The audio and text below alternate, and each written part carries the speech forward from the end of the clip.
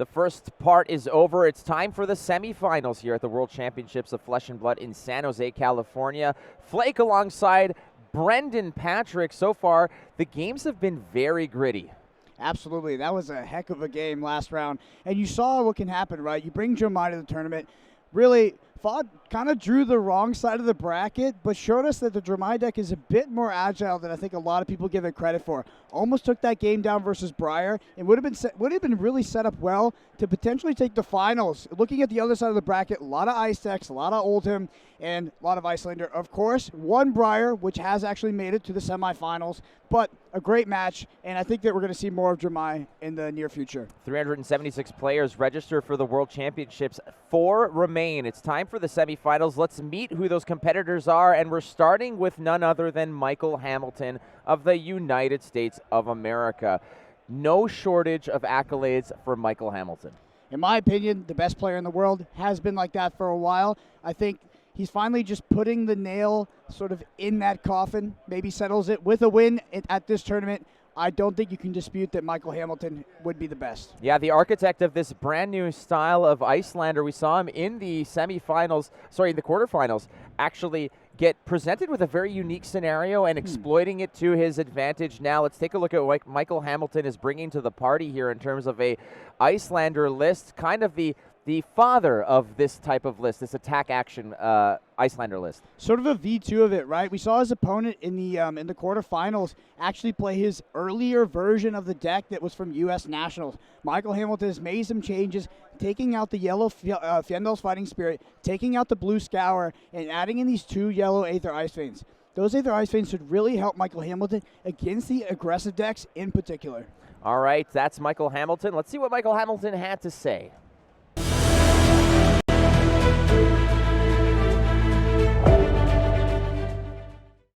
I'm here with Michael Hamilton of the United States of these Americas, the U.S. national champion as well, who just got through the quarterfinals in a very fascinating match, Michael. Now, you've been in these brackets before. You've been in the finals. Top 8s are no stranger. You're no stranger to, but this was a different feel. When that sink below went into the arsenal, that changed your whole game plan. Yeah, I stopped and thought about it for a while, and I'm like, I think I can probably just never attack this game because Iyslander without an arsenal, it's not very threatening. No, and that basically just kind of, you're like, all right, we're going to use these attack actions as defense, but ultimately you got through it. The Frost Hexes, it looked like a garage sale of random ice junk on the table there. Moving forward now, you're in the semis.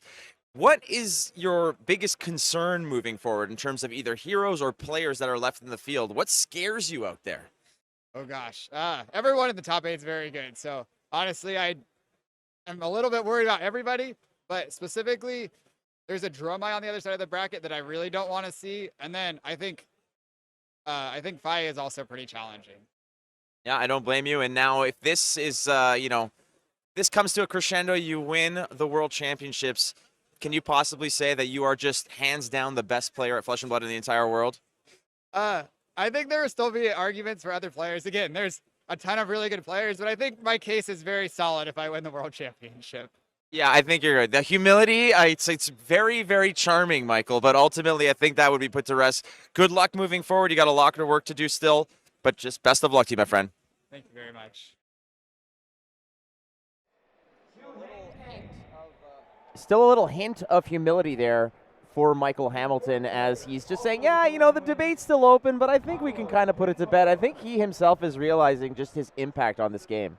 Yeah, he's pretty happy with the result of the last match, to be honest. That Jomai exiting the top 8 bracket, very good for Iyslander. That's a particularly hard matchup. Jomai has some cards that Iyslander deck virtually cannot deal with. So, looking good for Michael Hamilton, but he's going to have to deal with those aggro decks, particularly the Briar, and then maybe the Fies on the other side of the bracket. Liao Pei-Tung is going to be playing Briar and meeting him halfway there, so why not take a look at this record? Again, 52-24, not too bad, and Briar just... people kind of saying, man, I thought it was put to bed. We saw Briar win Pro Tour Lille, but then kind of fell off, didn't perform necessarily as well at Nats, but here's Briar once again making a stand. Absolutely sort of a oversight by, I believe, the North American community to kind of doubt Briar. That Briar deck is still the deck that won Pro Tour #2 and was so dominant. The difference was that people thought that because Prism Living Legend out of the format, more ice decks were able to operate freely, and because of that, Briar would suffer. But as we've seen, Briar can absolutely beat Oldhim, absolutely can beat Iyslander. This deck is one of the best decks in the room. It converted the best this weekend. You can't deny that Briar is an absolute force. Pei-Tung Liao bringing Briar to the party. Let's take a look at those lists. Get your screenshots ready for all your local armories. This is it. Briar, Warden of Thorns. Some of the fun stuff in here include cards like, hey, we got Electrify in there. That's making a comeback. But cards like Lightning Press are a little bit of those, you know, that little magic out of the hat that can maybe push over the top and get some nastiness through. Absolutely. The 2-red Evergreen, got to point that out. And Pulse of Candlehold making its way into this deck. Not a super impactful card, and it's probably not crazy to point it out, but I really don't see that card in any other modern Briar list of today. But a great blocking card, also has sort of the dual modality of being able to put a Channel Mount Heroic and potentially some other threats back on top of your deck. Let's take a look at what Pei-Tung Liao had to say ahead of this semifinals.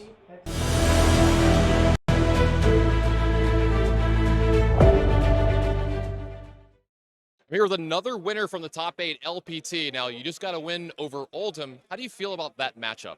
I think I'm lucky. At the first mountain, I keep it certain from the Sonata and get the Autumn Touch Blue Peach. Yeah, that was really big to get that Autumn's Touch off of that Sonata. Huge there to turn that game around. Is there anything you're hoping to avoid in this top 8, or are you okay versus all the decks? Of course, the Michael Hamilton Iyslander. Yeah, I think this is my worst matchup in the old Flesh and Blood game. Yeah, really tough. If I high roll and they have channel lag or hypothermia or bliss, I will just What are you hoping to play against? you mean in semifinal or my both? What would you rather play against? Actually, like I think the Briar is 50-50 for every matchup. So expect Iyslander. If not Iyslander, I think everyone is okay. Yeah. All right, well, you've got a big win under your belt already. Only 2 more to be world champion. Good luck the rest of the weekend. Thank you. Thank you, Tan and Grace, for showing us what it would look like if you dressed up a French fry. Wow, that was a bit of a deeper one than the others. Yeah, I know. There's only so many InSync jokes you can make before it becomes disrespectful to InSync. So I can't wait until he watches this back. But let's get into that match. I can't wait.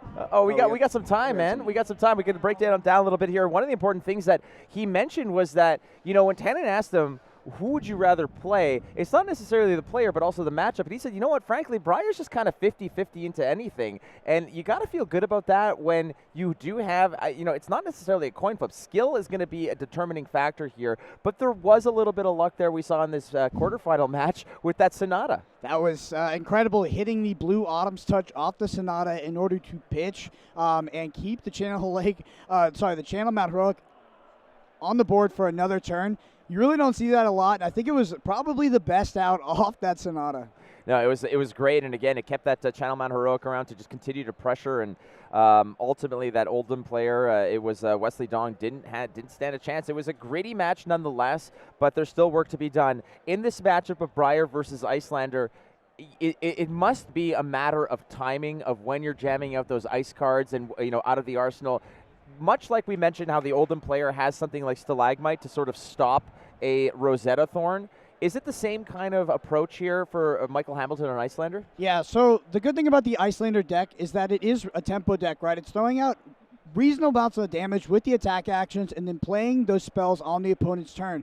But layer on top of that some of the best disruption in the game in the form of Hypothermia, Channel Lake Frigid, Blizzard. All of these things kind of wreck Briar. So the Briar matchup into Iyslander, it's definitely winnable for Briar, but it kind of depends on what the player said in the interview, which was you might have to high roll a little bit. You want to get those Channel Mount Heroics out. It's important to sort of go fast and really get that Iyslander down to a low life total so that they can't get enough room to sort of develop CLFs on you and, really utilize their hand well. Yeah, Pei-Tung Liao has his work cut out for him here as we're about to get ready to go to the semifinals here at the World Championships of Flesh and Blood. Michael Hamilton, no stranger to, frankly, any matchup and not scared of anything. You know, you're talking about 50-50 matchups.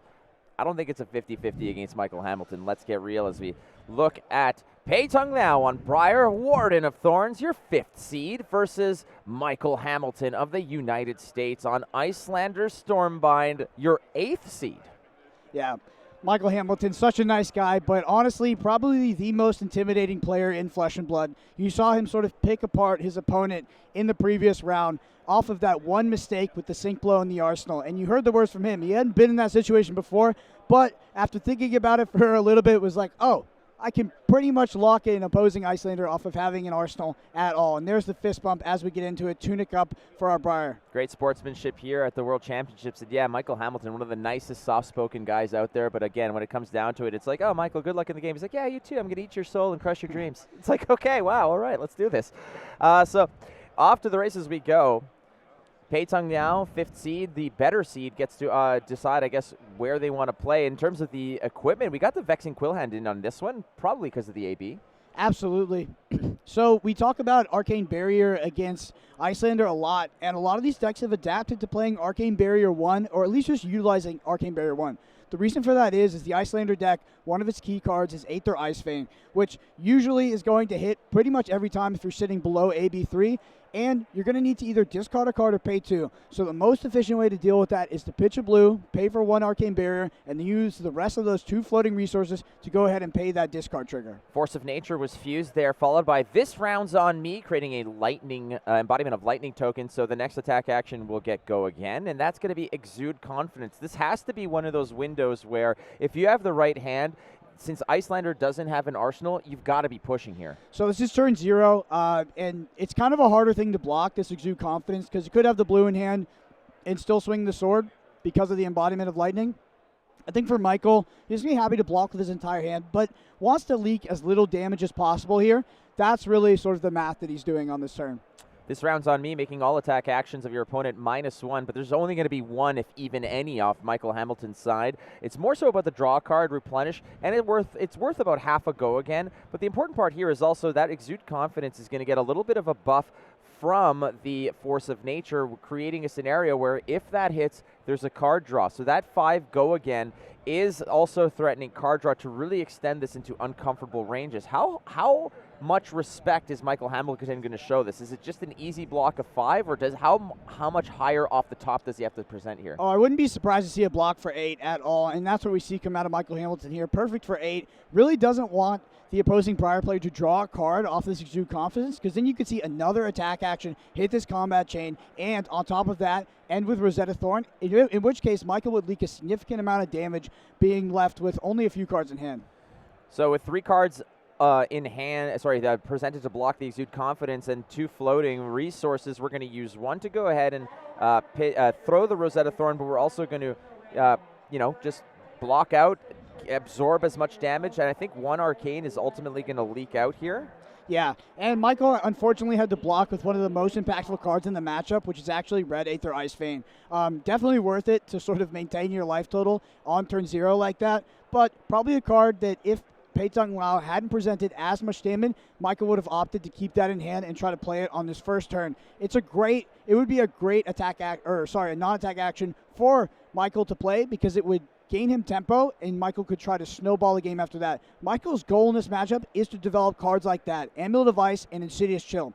Once you land 1 to 2 Insidious Chills, that's how you really start rolling the tempo on the Briar player and consistently taking cards out of their hand. Briar is like any other aggro deck in Flesh and Blood in the sense that it wants to play 4 and 5 card hands, so these disruptive effects that are taking cards out of your opponent's hands are very significant in slowing down this Briar deck. We've seen the garage sale of ice junk in previous games here. This one's just the first sort of order of business, which is an Amulet of Ice. That's going to have significance later in the game, but for now we got to worry about a Finals Fighting Spirit. 6 attack based off the fact that there was a This Round's on Me earlier, so it's only coming in for 6, but it does give Michael Hamilton the benefit of gaining a little bit of life and presenting, a decent chunk of damage here. So one thing I want to point out that actually happened on turn 0 when the Rosetta Thorn was swung is that Michael actually has access to Arcane Barrier 2, so we'll be able to fully block out that Rosetta Thorn as needed. Yeah, very good point. Storm Striders aren't a a flavor pick here. They're stock. They never come off. So the fact that they're built in with Arcane Barrier 2 just makes it so much more difficult for a Briar to just sort of have that guarantee of at least one Arcane busting through. Stormstrider's a Wizard staple for the moment, at least, until Brian Gottlieb gets his greasy hands on them in CC also. Really hope that never happens. Not going to lie, Tannen, but here we go. Back to Pei-Tung Liao. Did ask Michael just to verify what he pitched, start that pitch track. I don't think we will go to second cycle, but it's possible, right? This game actually can get a bit grindy, despite Briar being more of an aggressive-oriented deck. Lightning Surge, 4. I believe that was played out of Arsenal. That's going to have Go Again. And that's a nice way to sort of start things off. Awkward numbers for Go Again. Michael Hamilton is one of those players who, like you mentioned, ask what did you pitch? What's going on over here? It's not about the cards that you're presenting in terms of an aggressive format. I want to know what's, what I'm going to anticipate later. Michael Hamilton really taking stock of the entire state of the game, including the hidden stuff. And right now he's going to go ahead and pop that Cold Snap out of Arsenal on Pei-Tung Liao's turn, meaning that there's a Frostbite that's going to come off of this Cold Snap. Yeah, absolutely. These Cold Snap and Polar Blast effects are really effective for Iyslander because they pitch a blue card, pay 1, 2 resources floating, able to kind of cash in that Waning Moon super efficiently. The card also replaces itself if played out of Arsenal, so they're drawing to sort of recoup that card. I see a Scar for a Scar, an E-Strike, and Meritus Scolding in Michael Hamilton's hand. He's got some gas if he wants to fight back, but is this an opportunity where Michael Hamilton might, just how defensive is he going to be? If you've got a hand that can attack back and there's no Channel Man Heroic on the board, are you trading damage at any point? Well, Flake, it really depends on the context of Michael Hamilton's hand and what he's able to come back with. I would say that as the Iyslander player, you do want to preserve your life total rather than not. I wouldn't just sort of needlessly trade damage. But if you do draw something like an Aether Ice Vein, you likely will want to keep those 3 cards in order to play the Aether Ice Vein and fuse the card. Michael Hamilton also might just be waiting for more information from Pei-Tung Liao to potentially block something that has an on-hit trigger, like we see here with the Coax of Commotion. Coax of Commotion, typically free, but you got to pay the tax here. That Frostbite's going to make it a little bit of chilly on your wallet, and we're going to pitch a red Scar for a Scar in this case, and that's going to satisfy the Frostbite. So 4, no Go Again here. Is there any threat for Snapdragons? I don't think so, Flake. I think almost 100% no. I mean, you already see the Scar for a Scar pitched here to pay for the Coax of Commotion. Not even a blue, so pretty inefficient. And you're starting to see the power of ice against a deck like Briar, right? This is why these Oldhim decks and these Iyslander decks have been seen by some players as potential counters to a deck like Briar. What would Pei-Tung Liao be looking at in that graveyard this early in the game? I think he's just trying to map sort of the threat density of Michael's deck, right? Just make sure he understands what cards have been played, which ones haven't. Because right now, even if we looked at the board state, you can see a Cold Snap in the pitch zone and in the graveyard, right? That tells you there's only 1 Cold Snap left in the deck. It's not a huge advantage, but Pei-Tung Liao is just going to make sure that he knows exactly what cards have been played and keep track of that, so he's not expecting a 4th copy of a card that just simply doesn't exist.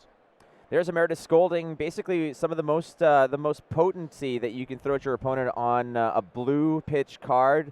In this case, toss in 4 Arcane. And in terms of Arcane Barrier, you got Vexing Quillhand, Crown of Dichotomy. That's going to be able to absorb a little bit of it. But 4 is a whole different story, as we're going to leak a little bit out of Pei-Tung Liao's life total. But ultimately, we're still playing with Coax of Commotion on the stack. Yeah, interesting choice by Pei-Tung Liao to play the Arcane Barrier 2. Not something I've seen that much. It was sort of what people played beforehand back in Pro Tour number 2, even though there wasn't that many Icelanders. I know at the Calling Singapore it was, where Iyslander actually did pretty well. You did see a lot of this kind of setup from Briar with the Arcane Barrier 2. I know some people have sided down to the 1 for the reasons we spoke of before, with efficiently blocking or at least efficiently utilizing your extra resources on something like an Aether Ice Vein trigger. Quicken tokens all the way around. I think that's a fair assumption here, as basically when it comes to Wounded Bulls or Findale's Fighting Spirits and such, you're not really going to have much else to do after that. But then again, That's also a nice thing to connect with, let's say, an E-Strike when you go +2 on it, or draw a card. Absolutely. Michael can utilize the Quicken token. I would say Pei-Tung Liao has a bit of information because Michael blocked with the card and only has 3 in hand. So it's not super likely to have 2 big attack actions come out. Nevertheless, there you go. There you see it right there. There's the E-Strike. Gonna get go again from that Quicken token. So the punish that you talked about happening right off the bat here. Yeah, great timing for that E-Strike when the Quicken token, typically, if you're given a Quicken token to your opponent, it's because there's a very small chance that they're going to get any utilization out of it. In this case, Michael Hamilton says, hey, I got an E-Strike, I got to go draw a card, and you're spotting me the go again? All right, let's go. So Michael Hamilton presenting some physical damage here. It is 5. Go again off of the Quicken token, but draw a card off of the game text. So 2 cards in hand for Michael Hamilton still, and another action point waiting in the wings, but 5 damage is what Pei-Tung Liao is going to be accountable for here. Again, just checking his own graveyard to make sure that, nothing is missing at this juncture, because frankly, at this tournament, there's already been our top seed had their deck stolen out of the car and managed to actually get as far as they did. It's an incredible story of, triumph over tragedy. We're going to be blocking 3 with Swarming Gloomveil, but there's still more work to be done on Michael Hamilton's side here. Yeah, I'm interested to see sort of Pei-Tung Liao's setup with the pre-boarding on how he's decided to run this Briar deck. I know that there has been some conversation about actually even considering cutting cards like Channel Mount Heroic against the ice decks because you can be so susceptible to the disruption present. I'm not sure that's actually correct, but it's important to pay attention just in case we don't see that card. I would say it's a small chance, but it could have been sided out. Coronet Pete activated there after the go again of the Enlightened Strike. Pay 3, you're basically telling your opponent you got to pay 1 or discard. So it was paid with a blue pitch. Pei-Tung Liao is now going to start the counter assault here, but Coronet Peak, if you can get that rolling, it must feel really good when you're creating a scenario where Briar's playing with 3 cards instead of 4 or 4 cards instead of 5. It must, a good Coronet Peak could potentially be responsible for some pretty decent damage prevention. Yeah, I mean, the Coronet Peak is great. I think it becomes a lot less effective once that 3rd counter gets onto that Findel Spring Tunic. But yeah, I do want to point out, you saw Pei-Tung Liao push that Embodiment of Earth token to the center of the combat chain to start off. That's because Michael Hamilton is going to get a priority window at the beginning of Pei-Tung Liao's turn when that Embodiment of Earth actually pops. That's a very good point, and we've seen in yesterday's action, actually, where, in Blitz, where a Thunderquake that was heaved with the popped Seismic Surges had a window for Arclight Sentinel to absolutely just devastate that play. In this case, Entwined Lightning is going to be met with an Enlightened Strike. One's going to leak through. Michael Hamilton is playing even Steven here, both at 33, but we're going to Blizzard this, and that's going to basically tell Pei-Tung Liao, you got to pay 2 unless this is your final stop on this train ride, friend. Yep, and that card also triggering Iyslander here, giving a Frostbite. So, I mean, it's just very disruptive to a deck like Briar that runs a lot of red cards. You're now asking it to literally just have kind of like this additional blue, effectively, 3 resources to continue their turn. So you see Pei-Tung Liao in the tank here, figuring out if he wants to pay for the Blizzard or not. With 1 card in hand, I do think it is quite likely he will not pay. There's no non-attack action that started this off, so even if it's a blue pitch to pay for all of this, and then you Tunic for Rosetta, the Rosetta's only 2. But like you mentioned, players like Brody Spurlock might have just jumped at the chance to just actually go in and use the Tunic resource to go ahead and swing for just 2. Yeah. All right, cleaning up the board here. There's still an Amulet of Ice that's still sitting around. No problems there. There's a Dice just hanging around. Last to leave the party. Probably didn't even bring beer to it. You know those types. So, Flake, did you see what card was revealed to that Entwined Lightning, by the way? I did, but I want you to tell me. So I did not see it, but here's one of our here's one of the impactful cards we talked about. Yellow Aether Ice Vein. This card making it into Michael Hamilton's deck in the version 2, right? The 2 yellows are the additions to the deck, and we talked about it being disruptive to aggro and specific, and you're going to see that right here. Coming in for 4, Pei-Tung Liao certainly going to take some damage here and going to have to deal with that on-hit trigger.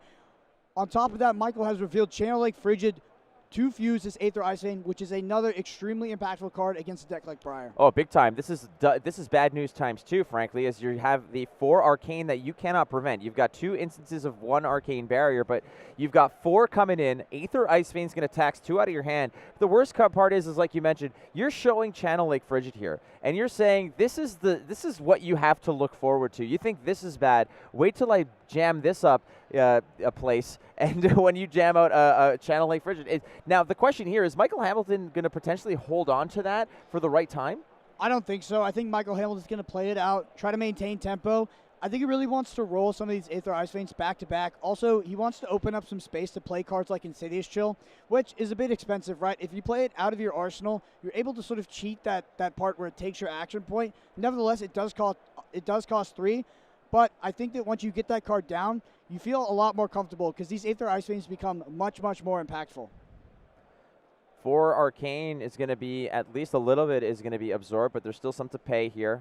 The Electrify is the sacrificial lamb here for the pay or discard option, and I don't feel like Electrify is, Electrify was in the earliest renditions of Redline Briar, Lightning Briar, ultimately got cut, but it's much like cards like Cold Snap, it replaces itself when it's played out of Arsenal, which is nice.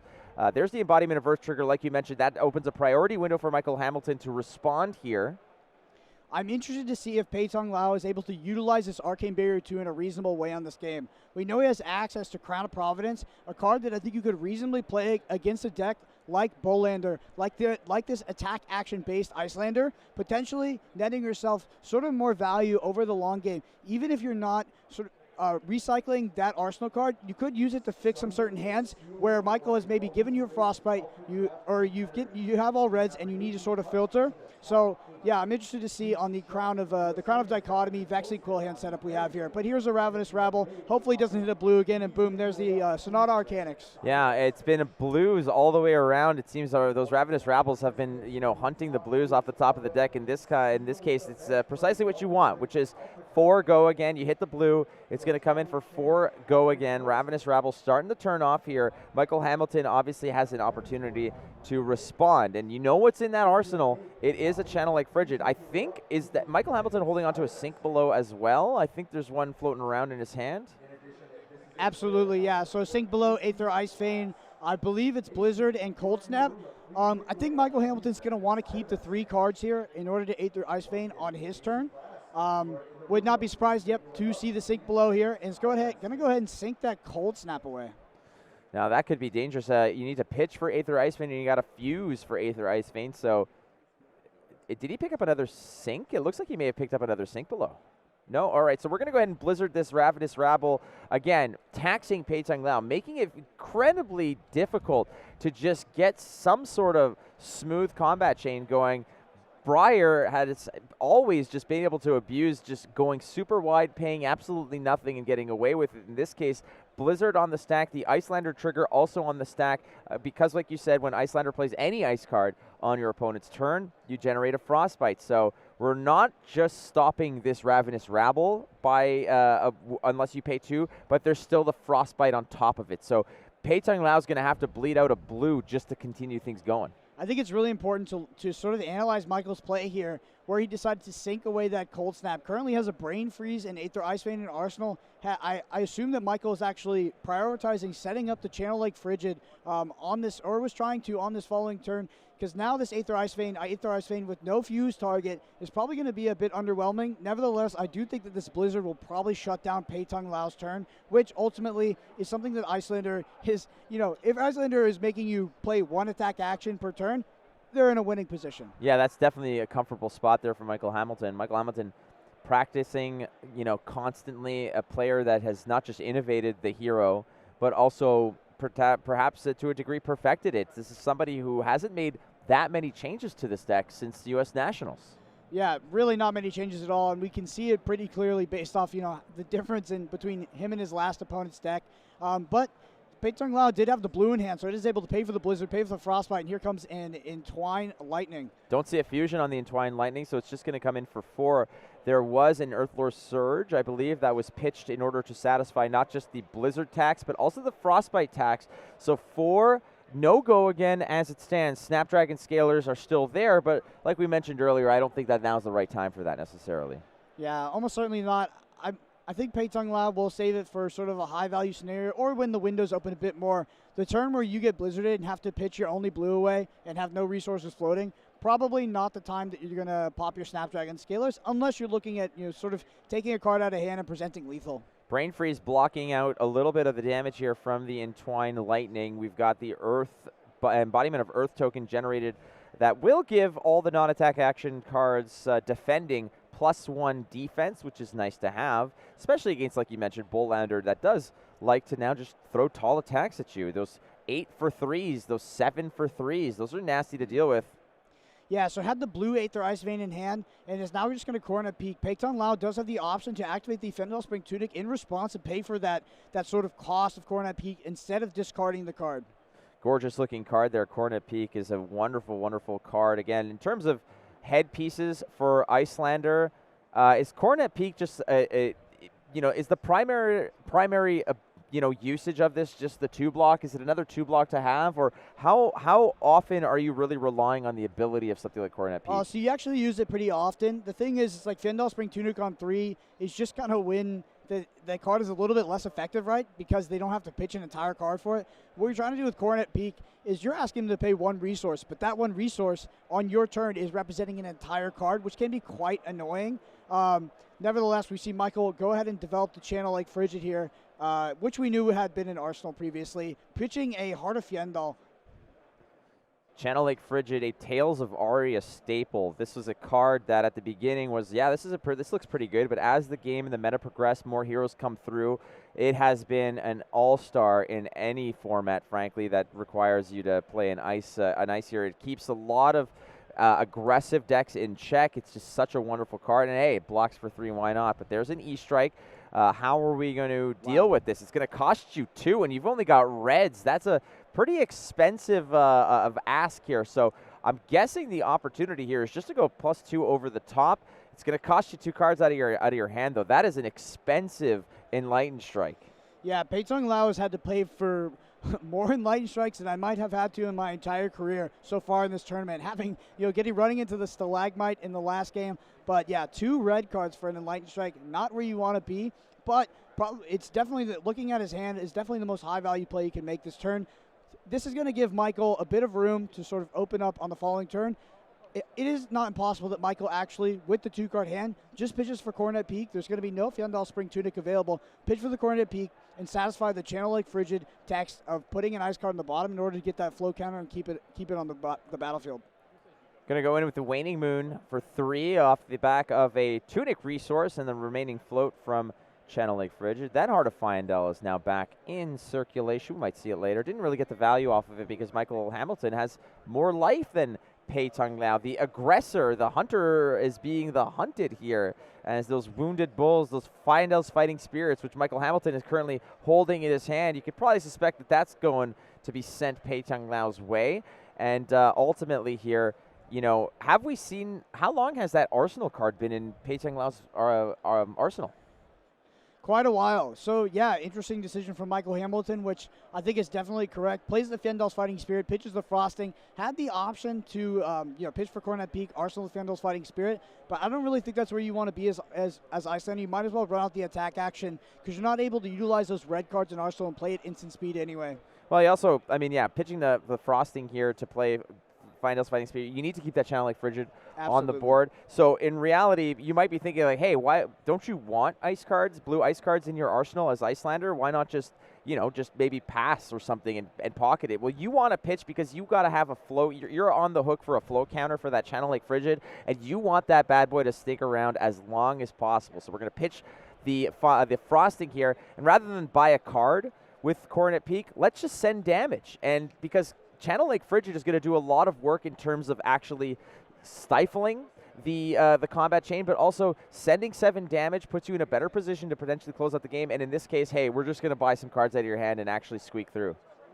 Yeah, Briar really struggles to play into that Channel Lake Frigid, one of the most important cards for the Iyslander player to develop in order to get room to enact some of its more impactful cards like we talked about, developing the Insidious Chills, playing out the Amulet of Isis, or just keeping 3 cards to play out the Aether Ice Veins. Embodiment of Earth, Gonzo. And there's an Exude Confidence. We're going to pitch to play it. Again, this is something that is very foreign to Briar players. Why the hell am I pitching to play cards? It's not what we do here in Flesh and Blood. Well, frankly, Iyslander has something to say about that, as Channel Lake Frigid just makes everything so cumbersome. Every single attack is going to cost you 1 extra. Every action, every thought you have. You want to play Exude Confidence? That's going to cost you 1. You want to, D-React? That's going to cost you 1. You want to go watch a Tom Hanks movie? That's going to cost you 1. But in this case, we're going to block it with an Aether Ice Vein. That's a lot of Aether Ice Veins that have been committed to defense. Yeah, so that's just a blue one. I believe that Michael actually has another Aether Ice Vein in hand, which is why he's decided to block like that. But yeah, sometimes when you're playing this Briar deck against Ice decks, it does feel like, the world is kind of stacked against you, right? You're having to pitch 2 cards for your Lightning Strike.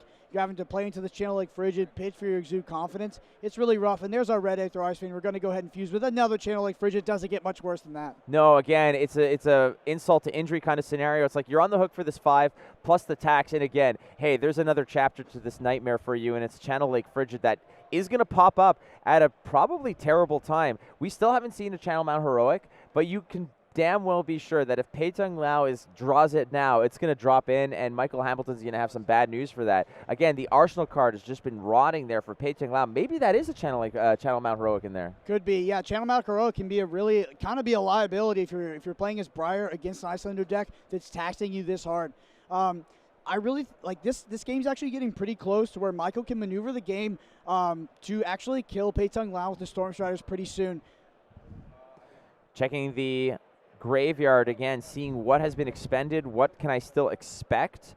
We're still on first cycle, obviously. It's still fairly early in this game. Both players are in the mid-20s. I'm in my mid-30s, and I feel like I'm in my mid-80s today. We'll get through it, Brendan. We got this. It's the World Championships of Flesh and Blood, the semifinals. Michael Hamilton, the U.S. National Champion, versus Pei-Tung Liao. And, I mean, you've got to think that when you're up against somebody like Michael Hamilton, you best come in with a plan. What is the plan here for Briar? Is it just to go full force? Well, it's hard, right? Because of the Channel Lake Fridges. Those cards, it's hard to, I don't know how Briar really plays into it efficiently, but I do think you need to survive and try to prolong the game and play out in a window where you're not being affected by Channel Lake Frigid. At the end of the day, you're just not going to have a big combat chain with Channel Lake Frigid active and on the battlefield. So Pei-Tung Liao kind of needs to survive, but he's at 19 health, right? It's getting down to the wire. Michael has access to Storm Striders. Michael's actually he's gonna pitch the Channel Lake Frigid for the Waning Moon so he can satisfy this other Channel Lake Frigid, get 2 flow counters on it, and get this additional 2 arcane damage in. Again, it's a very good point. I can get rid of a Channel Lake Frigid and then play one on your turn, or I could pitch it, deal some damage to you, and keep this one around. Why the hell not? And that's precisely what happens here. However, there is no arsenal left. But you don't need an arsenal when you're basically just gooning up your opponent's combat chain with Channel Lake Frigid. Yeah, Michael's comfortable not having the arsenal heal because the Channel Lake Frigid is developed. There's pretty much just no way Pei-Tung Liao is going to hit him for some high amount of damage like 15 or 20. It just does not happen during the Channel Lake Frigids. So Michael's happy to sort of work with the room that he's got here. Who cares? You just drew another one. There's another Channel Lake Frigid in Michael Hamilton's hand. It seems like, and another Aether Ice Vein yellow. So everything coming up Millhouse here for Michael Hamilton. He's pitching cards that are very valuable, only to see them all over again. Nimblism into Scar for a Scar. That is going to be 7 go again. The Channel Lake Frigid taxed both of those plays. However, in Autumn's Touch is going to pay the bill here. 1 floating, 7 go again to Michael Hamilton.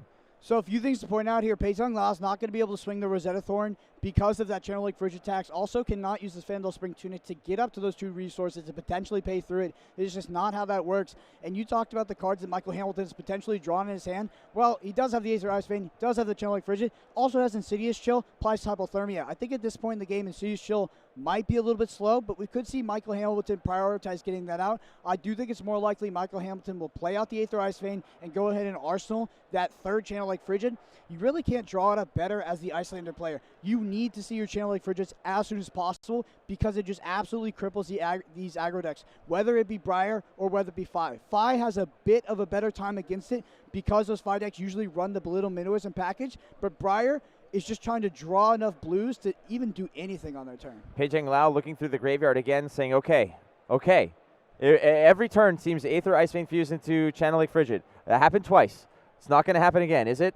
Well, Michael Hamilton's got a story to tell, and Pei-Tung Liao is not going to like it, as soon as priority shifts over, we're going to draw up here, and Michael Hamilton is just going to get extra greasy one more time. Watch this, friends. It's going to be pretty nasty.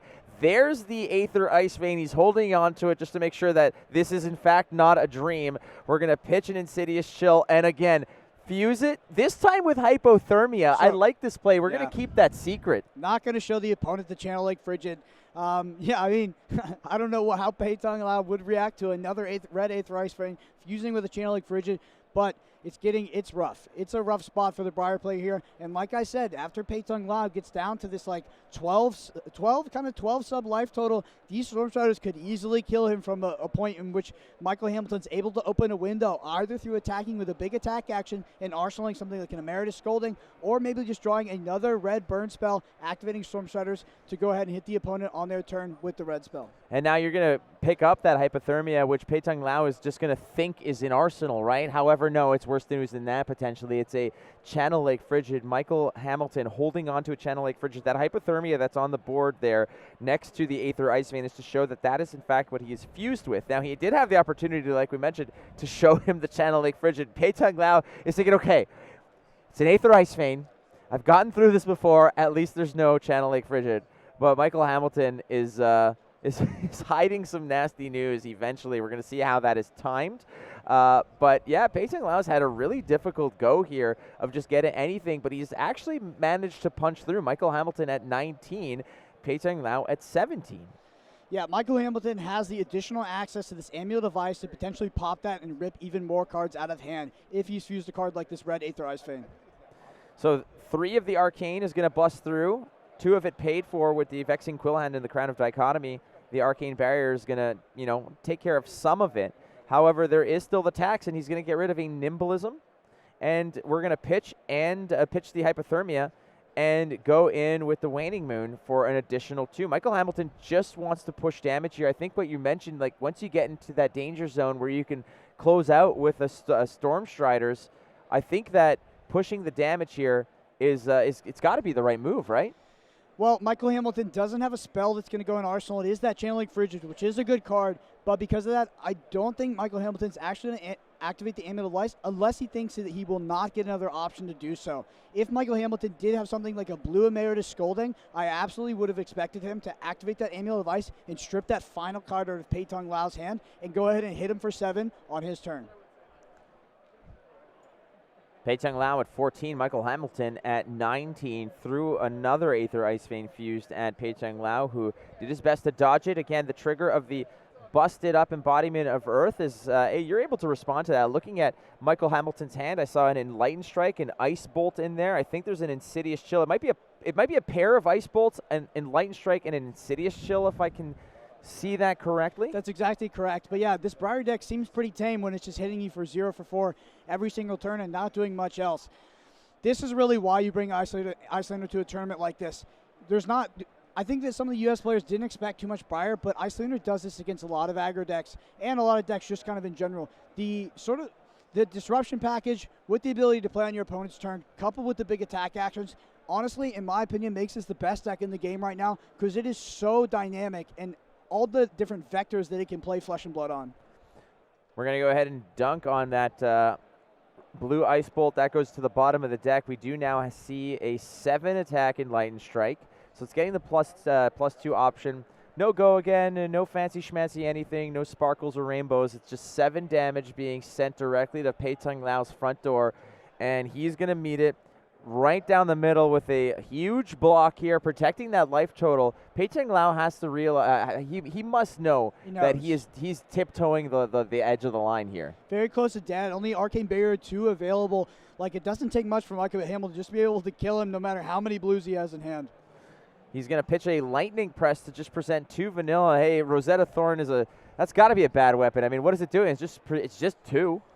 This is an extremely rough matchup for Briar so far. You see, like, the Iyslander player really just drawing the correct half of their deck, playing out all these Channel Lake Fridges, didn't even need to develop the Insidious Chill, has the Amulet of Ice to kind of when Michael Hamilton gets another Aether Ice Vein, I totally expect him to pop that Amulet Ice, strip every single card, and then go ahead and kill Pei-Tung Liao on his turn.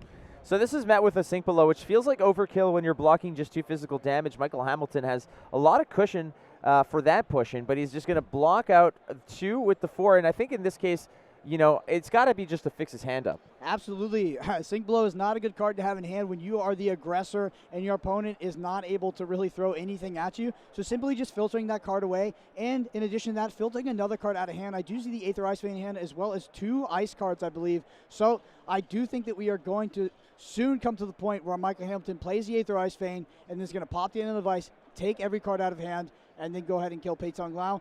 This Channel Lake Frigid we talked about being super impactful, but I actually think that it's potentially not the card you want in Arsenal right now. You want a blue burn spell that you can use to sort of kill your opponent on their turn. The Channel Lake Frigid only sort of facilitates you to swing with Waning Moon, which is 3 damage, which is significant, especially when you have something like the Fennel Spring Tunic to get that additional resource off of pitching a single blue and go ahead and swing that Waning Moon. Aether Ice Vein Blue this time fused with a blue Ice Bolt, 3 arcane damage. Again, the fusions have been just consistent here for Michael Hamilton. He wants to make sure that there is always insult to the injury here, and it is going to cost Pei-Tung Liao another 2 spot of resources or a card from hand. Michael Hamilton maybe looking at how many Aether Ice Veins do I have left. It looks like he's counting physical attacks, and like reds looks like he's pulling out here. Physical attacks, D-reacts, anything I suppose that is not a wizard spell. Yeah, I think he's just taking a look and trying to figure out what he's most likely to draw and just how he's going to finish off this game. So 1 of that damage leaks out as Pei-Tung Liao is going to pitch the Force of Nature to AB 2 of it, as 1 of it still leaks through, so the damage is still done. You're still going to get taxed some. Is there ever any consideration for a Briar player to really load up on AB in their matchup? I don't think so. I think it's a losing game plan, especially against the Bowlander list. We're going to follow this up with Waning Moon. And that Waning Moon, I believe, that's on Michael Hamilton's turn, if I'm not mistaken. So it's only going to come in for 2, and that's going to get taken care of. But it's still going to cost Pei-Tung Liao some resources, nonetheless. So 2 blue Earth cards have just been paying for protection versus paying for Channel Mount Heroic, which they're used to doing. I mean, let's get real here, Brendan. A lot of those blue Earth cards are purely in there to pay for the Channel Mount Heroic.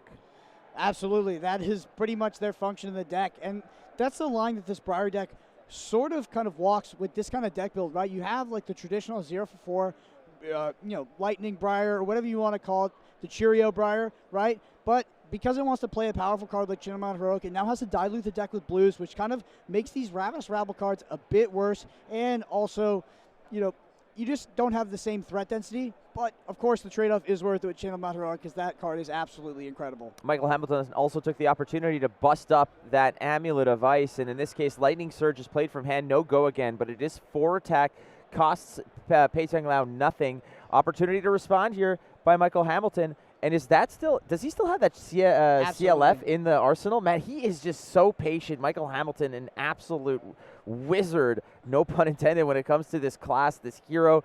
It's his build. This is his baby, as it were. And that CLF is just in there waiting for the right time to stop Pei-Tung Liao's, his pushback and then seal the deal. And 4 off this Lightning Surge without any go again doesn't seem all that threatening. Well, Flake, I think that Michael Hamilton is going to want to clear that Channel Lake Frigid as soon as possible because I do see a blue Emeritus Scolding drawn, and that is going to be a significant burn spell he can play on Pei-Tung Liao's turn.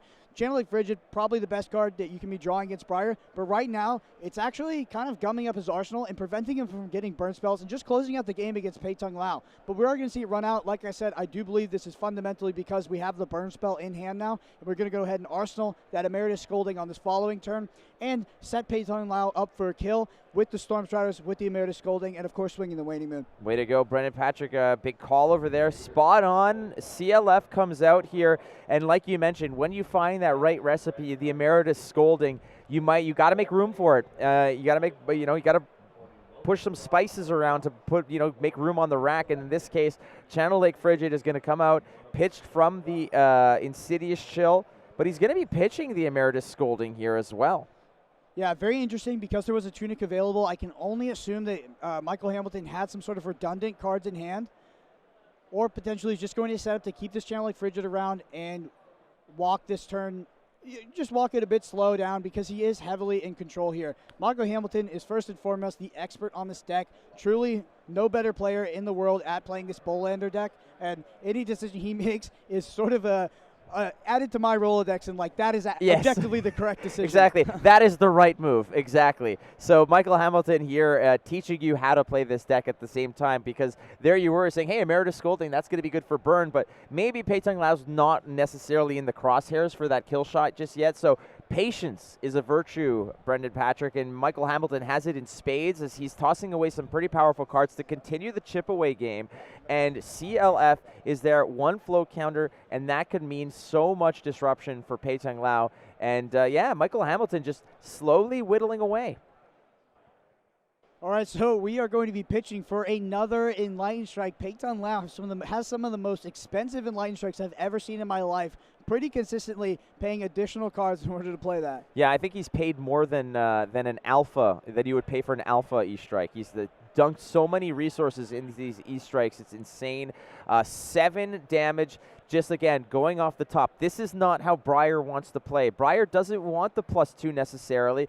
Briar wants the go-agains, the draw cards, the embodiments of lightning, but Michael Hamilton has absolutely pumped the brakes on any plans here. As you can see, a Brothers in Arms and a Sink Below are just going to meet this in the middle, and it's going to be another full-on stop. Unless, so Brothers in Arms that blocks for 2, so we see 6 block on this. So 1 might leak through, and Pei-Tung Liao saying, hey, finally, finally I'm getting some work done. Yeah, I'm trying to walk back to that turn and think about why Michael Hamilton pitched the additional card to swing the Waning Moon rather than using the Tunic.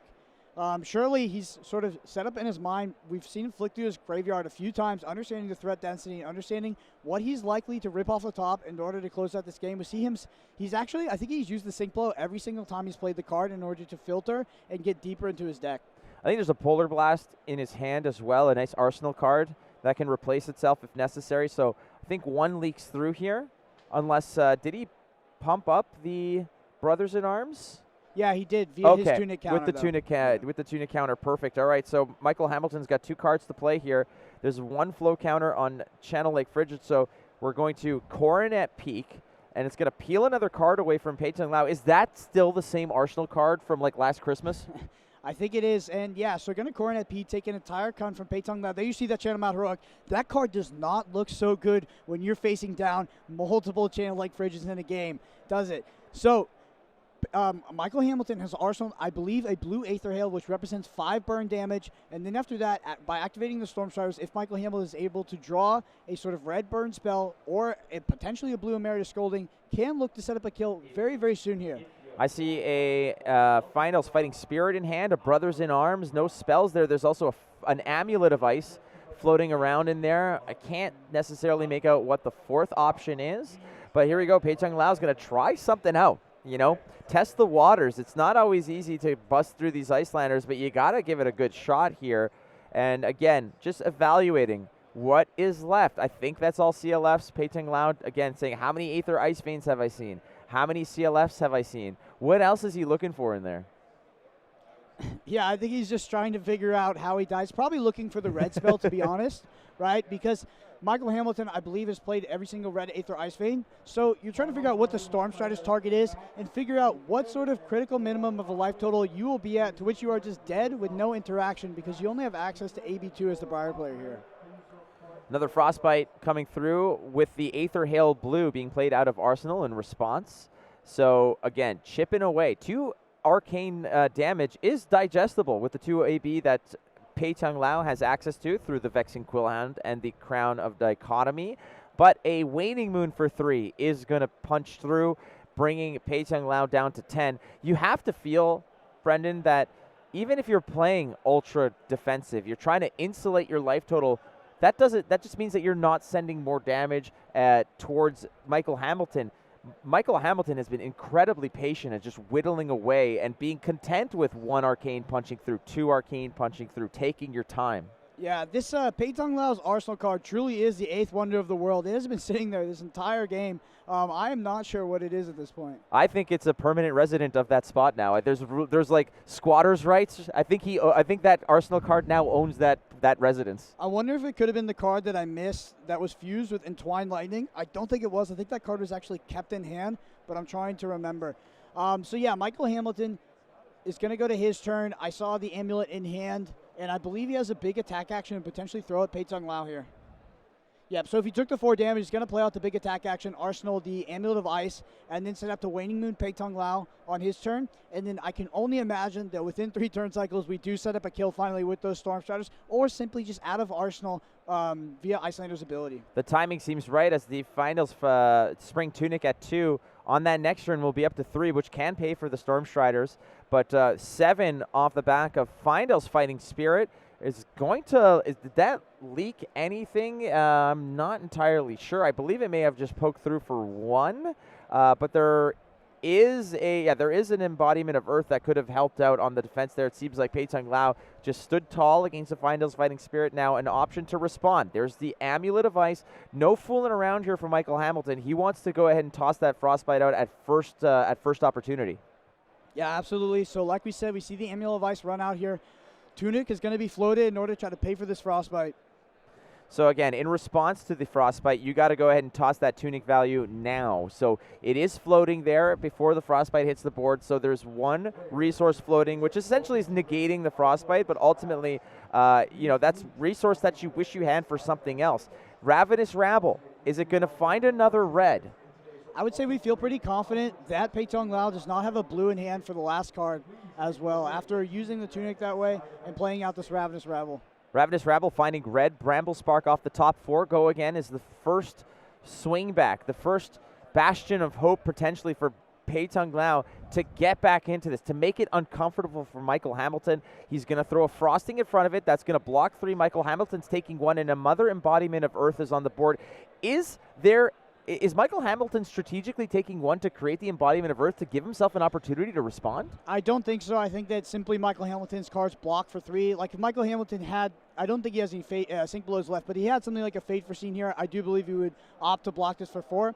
Simply the cards are blocking for 3. Michael Hamilton is just maneuvering this game in order to draw the correct cards, put in Arsenal to close it out. And yeah, he has a lot of redundant cards in hand, right? Doesn't need to be taking damage unnecessarily. 1 leaking through. The action still to Pei-Tung Liao. How are you following up this Ravenous Rabble? We have not seen a Channel Mount Heroic except one that was pitched a couple turns ago. That card in Pei-Tung Liao's arsenal it has a 5 o'clock shadow. It has been there forever. We do not know what it is. It could be anything. It could even be a boat. I mean, who knows? What else can it be except for a Channel Mount Heroic? I did expect this last 0 for 4 here. Interested to see how Michael Hamilton blocks it. The draw trigger here, it is technically threatening, I guess, because the Snapdragon Scalers are available. So Michael Hamilton's going to have to tank on how he wants to block this. Could potentially throw the Tunic in front of it, but like you said, that Tunic resource is very, very effective for paying for those Storm Striders. All right, so Doa very astutely before mentioning about how Michael Hamilton deserves an Academy Award sometimes for those, those real deep in thought moments where he looks like he's kind of getting his brain taxed a bit over here in terms of plays like this snatch, but I don't know how much of that is him saying, I'm just going to give Pei-Tung Liao a little bit of, maybe, something for you. This is for you to make it look like you're making me sweat here, but I feel like Michael Hamilton already has his turns kind of set up here. How much is Michael Hamilton actually agonizing over this snatch? So I think when you're in the top 8 of the World Championship, you're going to take your time on every single play, but I do believe Michael Hamilton has sort of set up this game. It's his game to lose, basically, right? I think he's firmly in the driver's seat, has played impeccably until now. There's no reason to sort of fumble on these last few turns of the game and potentially throw it away. Because if Pei-Tung Liao does happen to have a Channel Mount Heroic in Arsenal and Michael Hamilton gives him a window and he's able to get a huge turn, it'd be quite easy for Pei-Tung Liao to present lethal damage to Michael Hamilton. Both players kind of like checking each other's trade binders out, saying, what do you got? What do you got? And just having a look to see as again, threat density is one of my favorite terms that I learned in the past few weeks here. It's a wonderful, wonderful thing. And ultimately, you're just seeing, okay, how many Aether Ice Veins, how many Channel Mount Heroics even on Michael Hamilton's side? Where are the big threats? What do I need to worry about? How many Lightning Presses have I seen? Those could be pretty nasty as well. Michael Hamilton at 14 is in no imminent danger, but if he plays it a little loosey-goosey here, he could get in some trouble. Absolutely, Flake. So yeah, just checking through the graveyard, making sure that they sort of have a read on what could and could not exist. There's so much on the line here. These are the semifinals of the World Championships of Flesh and Blood 2022. The biggest tournament that this game has ever had to date, and some of the best players in the world here. Michael Hamilton, arguably some of the best players in the world. There is the lightning press. So I do believe that might have been the card that was fused with the Entwined Lightning. But yeah, the Lightning Press sitting in Arsenal the whole time.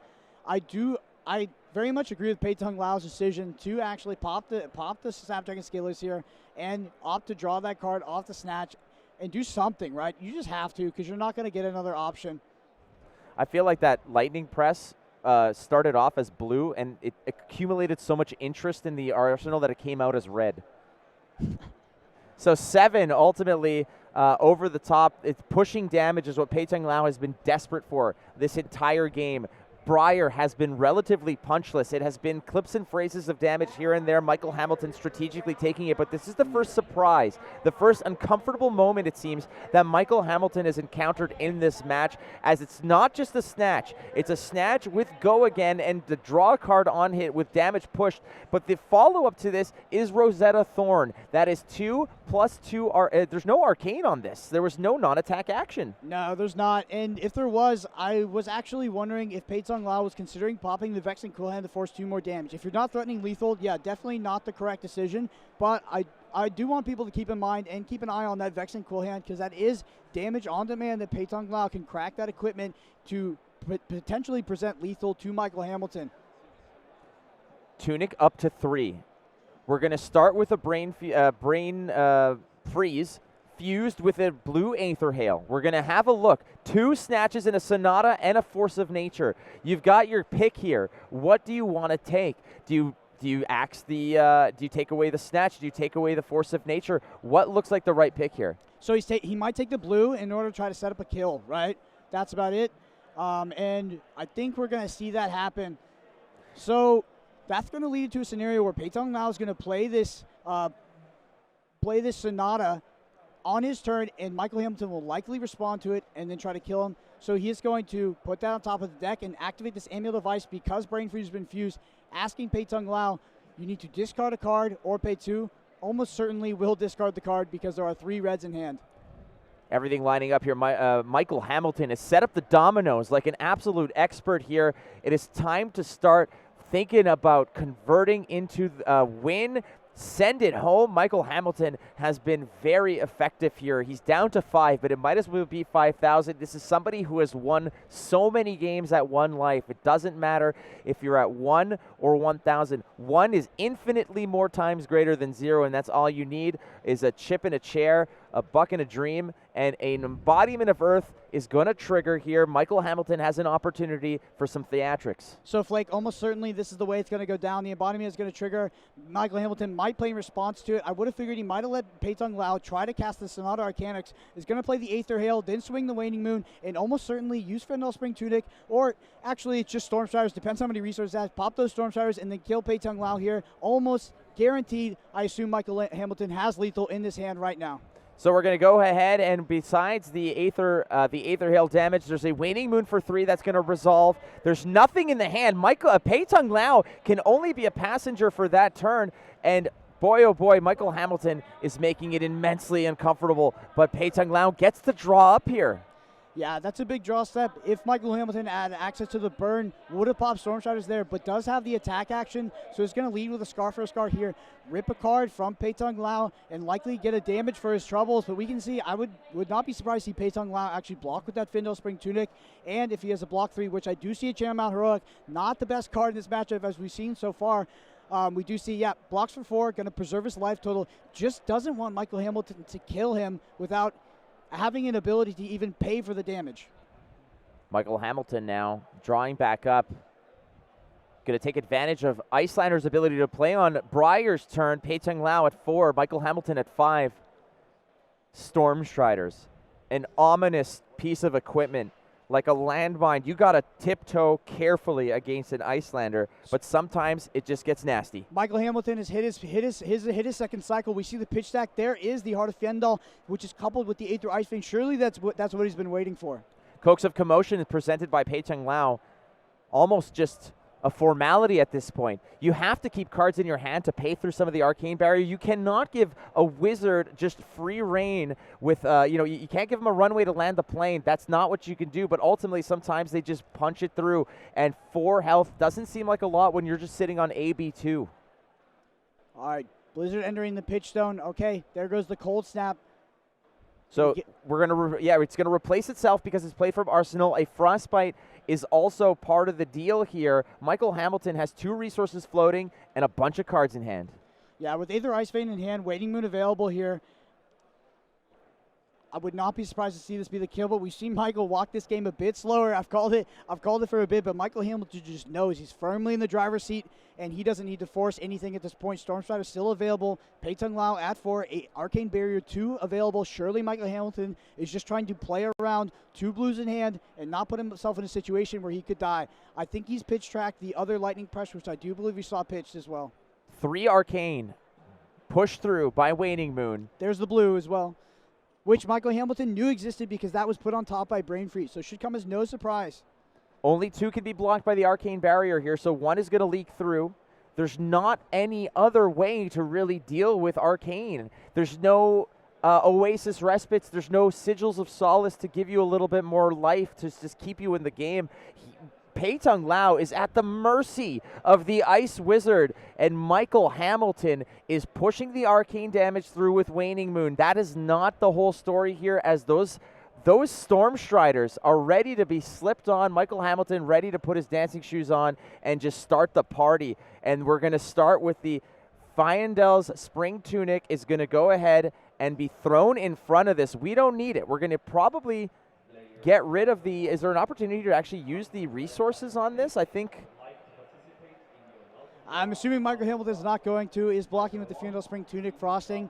And with the 3 cards, we know Aether Ice Vein in his hand, just going to go to his main phase, play that Aether Ice Vein, and then Arsenal the blue card. Surely, Flake, surely that has to close the game out. Well, we said that before, but again, Pei-Tung Liao has been exceptionally resilient in this game. This is a semi-finalist of the World Championships. This is a match where every time that there's a new turn cycle, I'm kind of surprised. It's like getting extra innings in baseball. Yeah. Like we're getting some overtime here. It's incredible. Michael Hamilton is really playing this incredibly conservative, not trying to just sell the farm to make it happen, but a red Aether Ice Vein fused with the pitched Fyendel's, the Heart of Fyendel. That is, like you mentioned, that's the trackable card. That's where we see the second cycle roll around. So we know, so it's actually going to be a blue Aether Ice Vein. So Pei-Tung Liao going to at least take 1, have to pay for that trigger. Michael Hamilton sitting at 5. Like, the life totals are quite close, but Michael Hamilton going to be able to put that cold snap in Arsenal. So Pei-Tung Liao effectively is at 1 at best, right? Because this is going to deal 1 damage, and then that Waning Moon is going to come in for 3 and definitely deal 1 damage. Michael Hamilton, access to Metacarpus Node and Stormstriders, has to draw a spell and close out this game on the following turn. Pei-Tung Liao at 1 damage, so if Michael Hamilton presents 3 outside of that Waning Moon, the game is over. The tension here in the hall is incredible. These players have really, really put the work in. As you can see, they've gone through the gauntlet. Friday, you went through 3 rounds of draft, 5 rounds of CC. Saturday, 3 more rounds of draft, then Blitz. And here we are on day 3, Sunday, top 8. Michael Hamilton got to the semis. Pei-Tung now also to the semis. And now here they are, one of these players looking to close it out. But Michael Hamilton is making it incredibly uncomfortable for a hero that brought 2 Arcane Barrier. Pei-Tung Liao pitching 2 blues for the main phase Aether Ice Vein there. Michael Hamilton has drawn Insidious Chill, Frosting, Hypothermia, Channeling Frigid. I don't think that does it, actually, if Pei-Tung Liao has the resources to pay for this. No, Pei-Tung Liao is at 2. Pei-Tung Liao. Okay, so we're going to play the Cold Snap, going to draw a card. Is this going to be the burn spell that Michael needs to close out this game? All right, we're going to see what he's going to peel off the top. The Cold Snap's going to replace itself as it's played from Arsenal. A Frostbite, a little gift for you there, Pei-Tung Liao. And we're going to go, before that even resolves, we're going to respond to it with a Waning Moon. Blue cards are, he's finding him at the right time, Pei-Tung Liao at the very least. Michael Hamilton has lethal with the Metacarpus Node plus this Frosting out of hand. Pei-Tung Liao, only one resource floating, simply cannot pay for this frosting. It's going to come in for 2. Despite having Arcane Barrier 2, there is simply no way in which he can live. And you see Michael Hamilton running through the motions now. Stormstrider is activated. Surely we'll see Metacarpus Node trigger on this frosting, and Michael Hamilton will go on to the finals. What a match. What a match indeed. Again, all the equipment comes through. The fist bump across the table. Michael Hamilton is going to the finals of the World Championships of Flesh and Blood. Woo! That was one hell of a match. Michael Hamilton seemed to be playing it, I don't want to say safe, but you do not want to make mistakes. Everything's on the line here. It seemed like he was just waiting for the precise moment to toss that bullseye. Just surgical, right? Michael Hamilton is a calculated player, knows his deck in and out, is credited for creating this deck, and is now going to take it potentially to win the World Championship here in San Jose. What a story. This is the United States golden boy, Michael Hamilton, started playing in Tales of Aria, has crushed many callings. #1 constructed rated player in the world, #3 limited player in the world, and like I said, a new player. Michael Hamilton is the embodiment of what it means, what talent is in Flesh and Blood. And on top of that, he works hard, and that's why we see these consistent results. We've got another semifinals around the corner. That does it for Flake and Brendan Patrick. Dude, I had a great time. You was absolutely crushed it. A wonderful event, but man, nothing makes me feel better than being in the booth with you, buddy. So I do appreciate it. And hey, if you're in chat, send this dude some love. He absolutely slayed it, my friend. I love you. Enjoy, everybody. We have an amazing rest of the tournament to go. I can't one more semifinals, and then on to crown the first world champion of Flesh and Blood. 3 years of culmination. That's never going to happen again. We'll have these every year, but this is 3 years of competitive Flesh and Blood OP, and this is sort of the final tournament to determine the best player in the world. I'm just saying, and I didn't even get an I love you back, but whatever. We'll figure it out. We'll sort this off camera. You guys stay where you are. You got another semifinals of World Championship Flesh and Blood. It's going to be Doa. It's going to be Brian Gottlieb. Don't go too far.